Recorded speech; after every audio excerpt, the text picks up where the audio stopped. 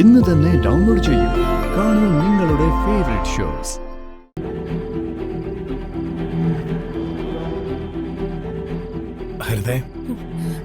നിർത്ത്. എന്തിനു മനോജ് വീണ്ടും നീ നരകത്തിലേക്ക് കൊണ്ടുവന്നത്? ഡൈനിങ് റൂമിലേക്ക് പോകാൻ പാടില്ലെന്ന് നിനക്ക് എന്നോട് പറയായിരുന്നില്ലേ? ക്ഷേത്രത്തിൽ നിന്നല്ലേ ഞാൻ നിന്നോടൊപ്പം ഇങ്ങോട്ട് തിരിച്ചത്? അവിടെ നിവേദ്യ പായസം പ്രസാദമായിട്ട് കൊടുത്തിരുന്നല്ലോ. ജോലിയും കൂലിയും ഇല്ലാത്ത നിന്റെ ഭാര്യയ്ക്ക് ഇവിടെ എച്ചില് തിന്നുന്ന ഒരു പട്ടിയുടെ വില പോലും ഇല്ലെന്ന് നിനക്ക് അറിയായിരുന്നില്ലേ? വിഷപ്പടക്കാൻ ഒരില പായസം കൂടി കരുതായിരുന്നല്ലോ നിനക്ക്. സോറി, ഇങ്ങനെയൊന്നും നടക്കുമെന്ന് ഞാൻ തീരെ പ്രതീക്ഷിച്ചില്ല. അയാളുടെ വിവരക്കേടിന് ഞാൻ നിന്നോട് മാപ്പ് ചോദിക്കുന്നു. കഷ്ടം. നിന്നെപ്പോലെ ഗതികെട്ട ഭർത്താക്കന്മാർക്ക് എടുത്ത് പ്രയോഗിച്ച് രക്ഷപ്പെടാൻ ഒരു വാക്കുണ്ടല്ലോ, മാപ്പ്.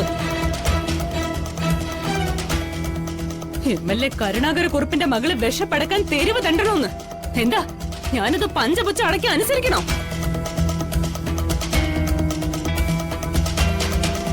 എന്റെ പൊന്നു ഹരിതേ, നമുക്ക് അതിനൊക്കെ പരിഹാരം ഉണ്ടാക്കാം. നീ ഒന്ന് അടങ്ങ്, സമാധാനിക്ക്. സമാധാനിക്കാം. ഞാൻ പറയുന്നത് നീ അനുസരിക്കണം. നീ എന്തു പറഞ്ഞാലും ഞാൻ അനുസരിക്കാം. നിന്റെ കാല് പിടിക്കാം. എന്താ വേണ്ടത് നിനക്ക്? ജോലിയും കൂലിയും ഇല്ലാതെ മറ്റുള്ളവരുടെ ഔദാര്യത്തിൽ കഴിയുന്ന നിന്റെ കൂടെ ഞാൻ ഇനി നിൽക്കില്ല. നീ എത്രയും പെട്ടെന്ന് സ്വന്തമായി ഒരു വരുമാന മാർഗം ഉണ്ടാക്കണം. നീ വളരെ കാലം എന്റെ ശമ്പളക്കാരനെ കഴിഞ്ഞു. അത് കഴിഞ്ഞ് സ്റ്റാർട്ടപ്പ് ബിസിനസിന്റെ പേരും പറഞ്ഞ് ലക്ഷങ്ങൾ ദൂർത്തടിച്ച് ജീവിച്ചു.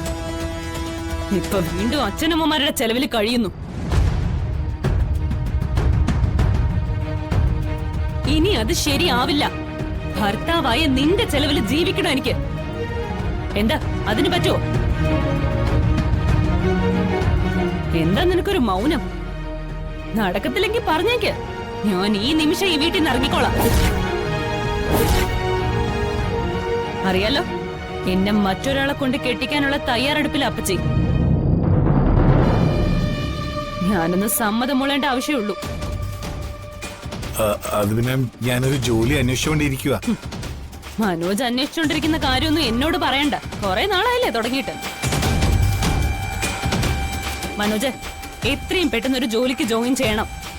അല്ലെങ്കിൽ ഡിവോഴ്സ് പെറ്റീഷനിൽ ഒപ്പിടാൻ നീ തയ്യാറായിക്കോ. വേണ്ട.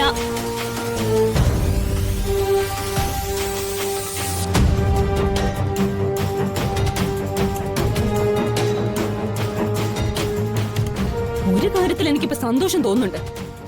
എന്റെ പെങ്ങളായിട്ട് തന്നെ എന്റെ വയറ്റിൽ കിടന്ന് കുഞ്ഞിനെ കൊന്നതില്. അതെ മനോജ്, അല്ലെങ്കിൽ എന്നെ പോലെ തന്നെ എന്റെ കുഞ്ഞിനെ ആഹാരത്തിന്റെ മുമ്പിൽ നാട്ടി പായിച്ചേനെ. മോളെ വേണ്ട, എനിക്കൊന്നും കേക്കണ്ട.